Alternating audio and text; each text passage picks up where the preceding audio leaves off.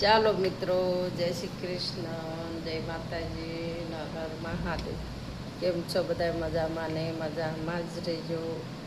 આજે હું રસ્તા ઉપર ચાલી ગઈ હતી તો એક નાનો માણસ હતો, તે રેકડી લઈને કાંદા વેચતો. એમાં કાંદામાં એના કાંદા ભરેલા હતા 3-4 ગુણ. તે રસ્તા ઉપર ઢોળાઈ ગઈ. તો ચાલવાવાળા તો ઉપરથી વાહન ચાલ્યા જ કરતા, પણ માણસોએ થોડુંક એટલું ન વિચાર્યું કે એના કાંદા મજૂરી માણાના વેરાઈ ગયા છે તો ઘડીક ગાડી ઊભી રાખીને આપણે વીણાઈ લેવી. પણ ઉલટાના માથેથી બધા હાંકી હાંકીને જવા માંડ્યા.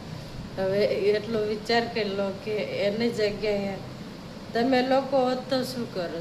તમે મજૂરી કરતા હોત તો શું કરો? તમને જરા કંઈ જીવ ન બળત કે આ વ્યક્તિને કાંદા વીણાઈ લેવી. મેં તો વીણાવ્યા એને કાંદા, લેડીઝ હતી તોય.